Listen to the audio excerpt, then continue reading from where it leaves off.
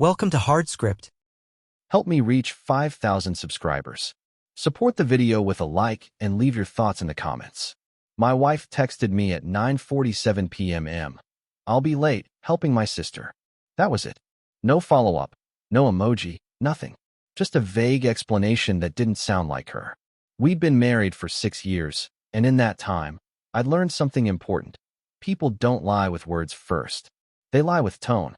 I sat on the couch, watching the message glow on my iPhone screen. She'd been helping her sister a lot lately. Late dinners, long drives, weekend errands that stretched into midnight.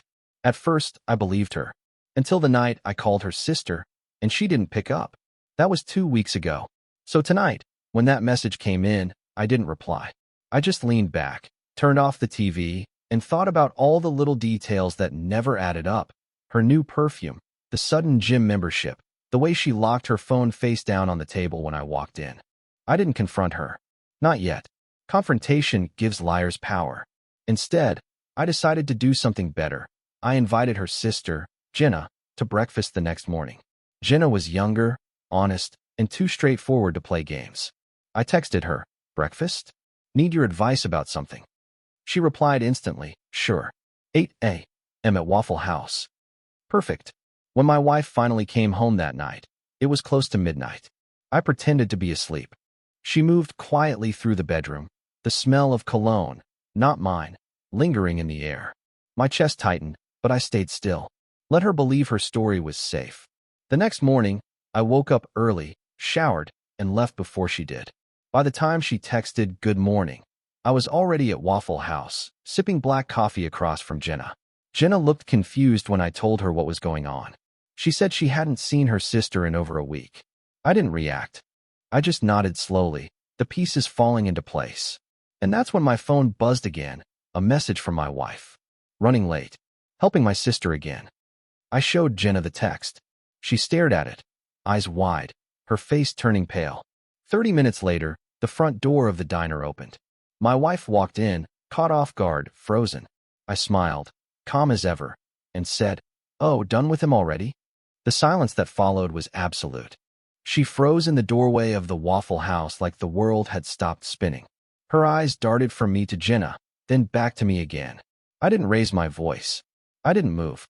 I just leaned back in my seat and watched the color drain from her face. "Mark," she said carefully, as if saying my name could buy her time. But time was the one thing she'd already run out of. Jenna looked away, trying to give her sister some dignity, but the silence between us was too thick to breathe through. I let her stand there, waiting for me to speak, waiting for the anger she thought she deserved. But I didn't give her that. I just gave her stillness. She sat down slowly, across from me, like a defendant waiting for a verdict. "This isn't what you think," she whispered. The line was so predictable, it almost made me laugh. I stirred my coffee instead. No reaction, no emotion. That was what unsettled her most, that I wasn't giving her anything to hold on to. Jenna broke first. She said she had no idea what was going on, that she'd been working late all week. My wife tried to interrupt, but I lifted my hand slightly, and she went quiet. I told Jenna she didn't need to stay. She hesitated, then stood, looking at her sister one last time before walking out. The sound of the bell above the door echoed long after she left. Now it was just the two of us. She started to speak again, but I stopped her. "You don't need to lie anymore," I said quietly. "Just tell me if it was worth it." Her lips trembled. No words. Just that expression, the one that happens when someone finally realizes they've lost something permanent. After a few minutes, she got up and left without finishing her coffee. I didn't follow. I didn't even look up. When I finally walked out 20 minutes later, her car was still parked outside, engine running. She was sitting inside, staring at the steering wheel. I didn't approach. I just walked past, unlocked my Ford F-150, and drove off. Halfway home, she started calling. 5 missed calls, then 10. I didn't answer any of them. That was the moment she understood something I'd known for a long time. Silence doesn't always mean forgiveness. Sometimes, it means it's already over. That drive home felt longer than it should have. The streets were empty, the morning sun cutting through the windshield like a spotlight I couldn't escape. Her calls kept lighting up my phone, each one more desperate than the last. I turned the sound off and let the vibration hum against the console. It was strange how peace can sound like noise when it finally arrives. When I got home, the house felt foreign. Every object suddenly carried a weight. The coffee mug she always used, her sneakers by the door, the half-burned Bath and Body Works candle on the counter. I sat down at the kitchen table, staring at my reflection in the window. The man looking back wasn't angry. He was exhausted. I thought about the last few months. About the late-night excuses, the mysterious work dinners, the sudden gym sessions that never seemed to involve sweat. I'd spent too much time doubting myself, thinking I was paranoid, insecure, controlling. That's what she'd wanted me to think. It kept me quiet. My phone buzzed again. A text. Please talk to me. I can explain. I didn't open it. Some explanations are just new lies and better packaging. Instead, I grabbed my keys and drove to the beach. It was empty, just the wind, the waves, and the sound of seagulls screaming above the water. I sat there for an hour, maybe more. No phone, no music, just breathing. When I finally turned my phone back on, there were more messages. One from her. One from Jenna. Jenna said, "She's panicking. I told her to give you space." My wife said, "You don't understand, Mark. It's not what it looks like." The words were almost funny now, because I didn't need to understand anymore. I'd already seen enough. Truth doesn't hide in shadows. It shows up late, smells like cheap perfume, and stumbles over its own excuses. That night, she didn't come home. I didn't ask where she was. I just locked the door behind me, turned off the lights, and let the quiet swallow everything. Somewhere between midnight and morning, I realized I'd stopped loving her long before I caught her lying. The love didn't end in betrayal. It ended in boredom, in that dull ache of realizing she was just another person pretending to be irreplaceable. And now, finally, she wasn't. She came home the next morning, sometime around 8. I heard her car pull into the driveway while I was making coffee. I didn't move. I just watched the steam rise from the mug, calm, silent, steady. When the front door opened, she hesitated in the hallway, probably expecting shouting, questions, chaos. But there was nothing. Just the faint sound of the coffee machine and my quiet breathing. She stepped into the kitchen like someone walking into a courtroom. Her eyes were red, her hair messy, her voice thin. "Can we talk?" she asked. I nodded, but didn't look at her. She said she'd been staying at a friend's place to think. I didn't respond. She tried again, saying she'd made mistakes, that things had gotten complicated, that she didn't mean to hurt me. Her words felt like recycled air, used, thin, pointless. I'd heard them before, just in different forms. Promises, excuses, justifications, all part of the same language of avoidance. When she realized I wasn't taking the bait, her tone shifted. Softer, almost pleading. "Mark, please. I still love you." I finally looked at her. "Then why did you lie?" She didn't answer right away. She just stared at the floor, like maybe the truth was written there. When she finally spoke, it wasn't an explanation. It was surrender. "Because I wanted to feel wanted," she said. "And I thought I'd already lost you." It was almost poetic, the way liars turn their guilt into tragedy. I said nothing. She reached for my hand, but I moved it away. That moment broke her more than any argument ever could. I told her I was taking a few days away, not to punish her, but to remember who I was before I became the man she could deceive. She started crying, asking if we could fix it, rebuild, start over. I told her the truth. You can't rebuild something you burned while I was still inside it. She froze, then whispered, "You're leaving?" I didn't reply. I didn't have to. She could already feel it. By the time I grabbed my keys and walked out, she was sitting at the table, shaking, staring at her untouched coffee. The door closed behind me without a sound. And for the first time in a long time, I didn't feel lost. I felt free. I drove without a destination that morning, letting the road decide for me. The sky was overcast, the kind of dull gray that makes everything feel temporary. I stopped at a Starbucks, grabbed a black coffee, and sat in my truck for a while, just watching people move. Couples laughing, coworkers rushing, life carrying on like nothing had changed. But everything had. For the first time in years, I had no one to text, no one to check in with, no lie to question. Just silence, the kind that used to scare me but now felt like oxygen. I ended up at a small motel off the highway, one of those places with faded signs and rooms that smelled like old rain. I paid cash and stayed there for 2 nights. No calls, No messages. I turned my phone off and left it in the drawer. The world could wait. The first night, I couldn't sleep. Not because I missed her, because I was replaying everything, wondering how long I'd been living in denial.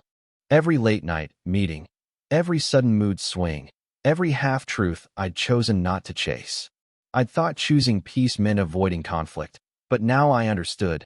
Peace built on lies isn't peace. It's paralysis. On the second morning, I turned my phone back on. Dozens of missed calls, unread messages. One voicemail. I didn't want to listen, but I did. Her voice cracked halfway through. I can't sleep. I know I ruined everything. Please don't disappear like this. It was strange hearing her like that, stripped of the arrogance, the control. She sounded human again. I didn't reply. Not out of cruelty.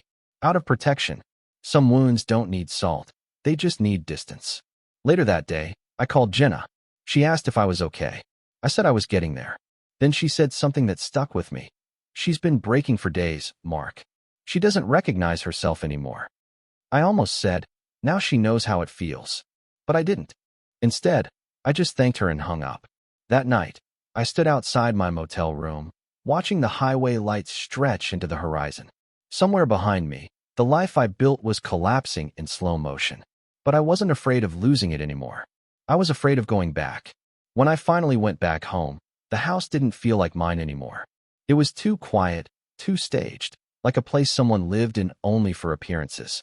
The air still smelled faintly like her perfume, the one she started wearing a few months before everything fell apart. I walked through each room slowly, touching nothing. Everything was in its place, but nothing felt real. She was sitting at the kitchen table when I walked in. Same seat as before, same silence. Her eyes were swollen, her voice small. You came back, she said, like she wasn't sure I actually existed anymore. I told her I wasn't back, not really. I just came to get a few things. My tone was calm, measured, almost distant. She tried to speak again, but I didn't give her the space to twist the story. I simply said, I don't want explanations. I want honesty. For once. She nodded slowly, realizing there was nowhere left to hide. Then she told me everything. How it started, when it started, why she thought she could handle it. She called it a moment of weakness. I called it what it was, a choice. The more she talked, the quieter I became. She must have thought silence meant forgiveness. It didn't. It meant I was done. When she finished, she said something I didn't expect. I didn't fall out of love with you, Mark. I just forgot what it felt like to be loved right. I almost laughed. The way people dress up betrayal as enlightenment never fails to amaze me. I didn't correct her. I didn't argue. I just stood there, let the weight of her words sink into the empty room, and said, you don't get to rewrite this. She broke then, crying, apologizing, repeating my name like it could undo everything. I didn't raise my voice. I didn't move closer. I just watched the woman who thought she'd never lose me finally understand that she already had. When I walked out that day, I left the key on the counter, right where she'd once left her phone, face down, hiding secrets. I didn't slam the door. I didn't look back. Because leaving isn't dramatic when you've already done it emotionally months ago. It's quiet, cold, final. And in that silence, I finally heard what peace sounds like.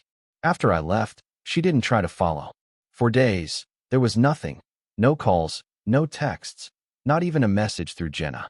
I think she finally understood that I wasn't bluffing. My silence wasn't a tactic. It was a boundary. I rented a small apartment on the edge of town, nothing fancy, just a clean space with no memories. A blank page. The first morning there, I made coffee, sat by the window, and watched the sun come up over the quiet street. I hadn't realized how long it had been since I'd seen a sunrise without feeling tension in my chest. Freedom doesn't announce itself. It just arrives quietly, without permission. By the third day, the stillness began to feel normal. I went to work, hit the gym, bought groceries at Target, learned how to enjoy my own company again. The world didn't fall apart without her in it. If anything, it became clearer. But peace never lasts long when someone still thinks they own your attention. That Friday night, she called. I didn't answer. Then came a voicemail. Her voice was calm, too calm. I'm not asking you to come back, she said. I just want you to know I'm not doing well. I didn't believe it. Not at first. But then Jenna texted. She's spiraling, she wrote. Barely sleeping. Barely eating. Part of me wanted to check on her. The other part, the one that remembered every sleepless night, every lie, every unanswered call, told me not to. Because sometimes compassion just becomes another doorway for manipulation. So I stayed silent. A week passed. Then two. She started showing up at places I went to, the same coffee shop, the same grocery store, the same gym. She'd act surprised every time. Didn't expect to see you here. The performance was almost convincing. Almost. I didn't confront her. I didn't run, either. I just looked her in the eye long enough for her to feel it. The difference between love and detachment. That was the first time I saw fear in her. Not fear of losing me, but fear of realizing she already had. By the end of that week, she stopped showing up. And the silence returned. Only this time, it belonged to me. And I had no intention of giving it back. A month passed before I heard her voice again.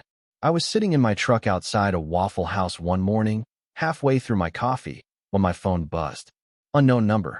I almost ignored it, but something made me answer. It was her. She sounded different this time. Not angry, not manipulative, just tired. "Mark," she said, "I'm not calling to fight." I didn't say anything, just listened. "I've been trying to move on," she continued. "Therapy, journaling, all that. But no matter what I do, I keep coming back to that morning. To the look on your face at the diner. You weren't angry. You were gone." That word stayed in the air, gone. She finally understood what I'd been trying to show her. That sometimes leaving doesn't mean walking out. It means vanishing from someone's emotional reach long before the door ever closes. She said she didn't expect forgiveness, only clarity. She wanted to know when I decided to stop loving her. I told her quietly, it wasn't a moment. It was erosion. She didn't reply, just a soft inhale, like the truth had cut deeper than any insult ever could. Then she said, "I don't know how to live with what I did." I told her she'd figure it out. Everyone does, eventually. Then I hung up before she could turn guilt into conversation. That afternoon, I drove down to Clearwater Beach again. The water was calm, silver under the sun. I sat there for hours, thinking about how endings really work. They don't come with explosions.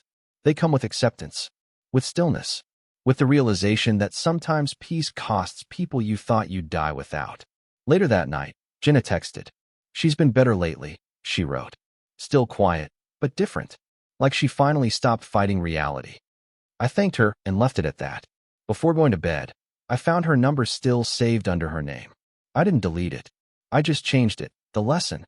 Because that's what she had become. Not a regret, not a scar, but a lesson in control, silence, and the quiet power of walking away without setting fire to everything behind you. For years, she mistook my calm for weakness. Now she finally knew the truth. Silence isn't surrender. It's evolution. 2 months passed without a word. I thought that was it, the end of a story that finally stopped bleeding. I'd rebuilt my life piece by piece. New habits, new focus, even started a small business with Ethan. Every morning felt clean again, like breathing fresh air after years of smoke. Then, out of nowhere, she showed up at my door. No warning, no text. Just standing there with the same nervous smile she used to wear when she was hiding something. Only this time, there was no pretense left. Her face told me everything before she spoke. She said she didn't come to apologize. She came to return something. In her hand was a small box, the house key, my old watch, a folded note. She placed it on the table without looking at me. Her voice trembled as she said, "I'm not trying to win you back. I just want to leave the right way." I didn't stop her. I didn't comfort her. I just stood there and let her talk. She told me she'd been alone for a while, learning what silence really felt like. That she finally understood how I'd survived all those years with her noise, by building peace inside myself when she kept setting fires around us. She said she'd met someone who reminded her of me, calm, patient, quiet. But she ended it because she couldn't stand seeing herself repeat the same patterns.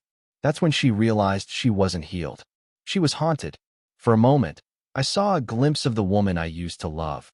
Not the liar, not the manipulator, but the version that existed before she started breaking us. She looked up at me and said, "I used to think you were weak because you never yelled. Now I see you were just strong enough to walk away without making a scene." She smiled faintly, eyes wet, and whispered, "I hope you're happy." I didn't answer. Happiness wasn't the right word for what I felt. It was something quieter, contentment, maybe. The kind that doesn't need to prove anything. She turned and walked out. No begging, no last look, no drama. Just a door closing softly behind her. I stood there for a long time, staring at the box she left behind. Then I opened it, took out the watch, and slipped it on. It still worked. Just like me. Only now, it ticked in rhythm with a life that finally belonged to me again. After she left, I stood by the window for a while, watching the streetlights flicker against the fading dusk. The house was quiet, too quiet for what had just happened. But silence doesn't always mean emptiness.